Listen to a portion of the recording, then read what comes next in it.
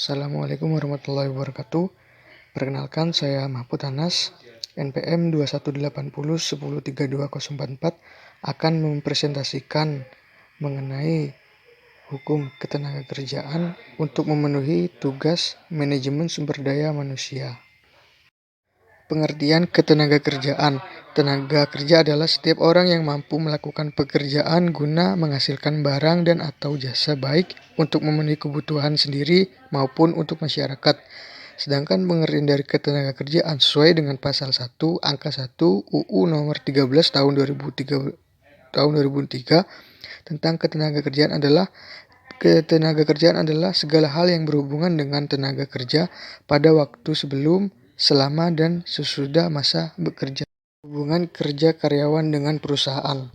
Mereferensi ke UU Ketenagakerjaan UU nomor 13 tahun 2003. Hubungan kerja merupakan hubungan di antara pengusaha dan karyawan yang dibentuk berdasarkan perjanjian kerja. Syarat adanya hubungan kerja di antara pengusaha dan karyawan adalah adanya perjanjian kerja. Perjanjian kerja ini merupakan pengikat mula atau simpul awal yang kedepannya membentuk hubungan di antara pengusaha dan karyawan. Hak dan kewajiban karyawan. Hak-hak tenaga kerja menurut UU nomor 13 tahun 2003 tentang ketenagakerjaan yang telah diubah dengan UU nomor 11 tahun 2020 tentang Cipta Kerja, yaitu sebagai berikut. Hak atas kesempatan dan perlakuan yang sama, hak atas kesehatan dan keselamatan kerja, hak untuk mendapatkan pelatihan, hak atas upah yang layak, hak atas penempatan tenaga kerja, hak atas kesejahteraan, hak untuk melaksanakan kerja sesuai waktu yang ditentukan, hak kebebasan berserikat, hak untuk istirahat dan cuti, hak untuk melakukan mogok kerja, hak untuk melaksanakan ibadah, dan hak atas pesangon bila di PHK. Kewajiban karyawan. Kewajiban ketaatan. Hal ini berarti bahwa karyawan harus memiliki konsekuensi dan patuh pada peraturan yang ada dalam perusahaan. Kewajiban konfidensialitas. Setiap karyawan wajib untuk menjaga kerahasiaan data-data yang dimiliki oleh perusahaan. Kewajiban loyalitas, yang artinya karyawan harus mendukung visi dan misi perusahaan dan memiliki loyalitas yang tinggi terhadap perusahaan tersebut. Dan kewajiban pengusaha. Hak pengusaha, hak untuk ditaati, hak atas konfidensialitas, hak atas loyalitas pegawai, hak untuk membuat tata tertib. Kewajiban pengusaha. Kewajiban memberikan upah, kewajiban memberi kesempatan yang sama, kewajiban memberikan pelatihan kerja, kewajiban penetapan waktu kerja yang manusiawi, kewajiban memberikan fasilitas keselamatan kerja, dan kewajiban untuk mendengarkan aspirasi. Sistem upah kerja.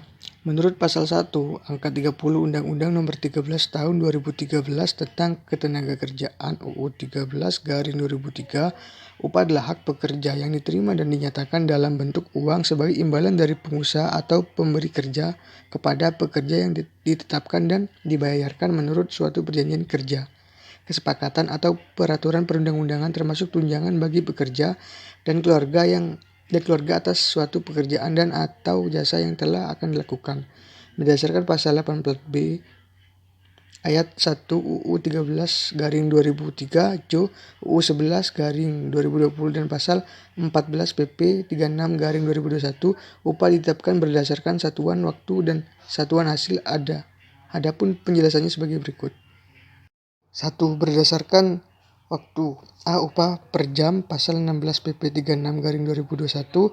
1. Penetapan upah per jam hanya dapat diperuntukkan bagi pekerja atau buruh yang bekerja secara paruh waktu. Yang dimaksud dengan bekerja secara paruh waktu adalah bekerja kurang dari 7 jam satu hari dan kurang dari 35 jam satu minggu.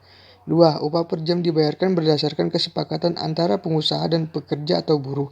3. Kesempatan tersebut tidak boleh lebih rendah dari hasil perhitungan formula upah per jam sebagai berikut. Upah per jam sama dengan upah sebulan dibagi 126.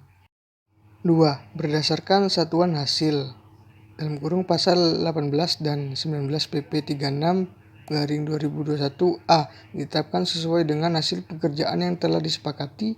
B. Penetapan besarnya upah dilakukan oleh pengusaha berdasarkan hasil kesepakatan antara pekerja dengan pengusaha.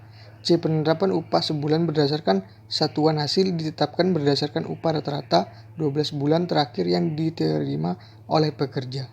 Ketentuan PHK. Ketentuan dalam aturan perburuan nasional pada prinsipnya mengenai PHK menyatakan bahwa berbagai pihak dalam hal ini pengusaha, pekerja, serikat pekerja, dan pemerintah harus mengupayakan agar tidak terjadi PHK.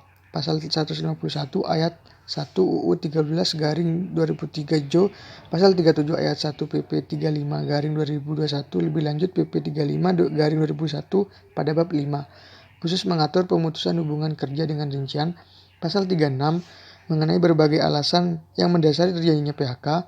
Alasan PHK mendasari ditentukannya penghitungan hak akibat PHK yang bisa didapatkan oleh pekerja.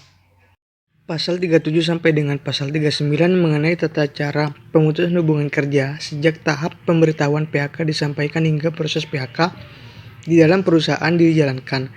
Lebih lanjut, bila PHK tidak mencapai kesepakatan, tahap berikutnya dilakukan melalui mekanisme penyelesaian perselisihan hubungan industrial sesuai dengan ketentuan peraturan perundang-undangan. Pasal 40 sampai dengan pasal 59 mengenai hak akibat pemutusan hubungan kerja, yakni berupa uang pesangon, uang penghargaan masa kerja, uang penggantian hak, dan uang pisah.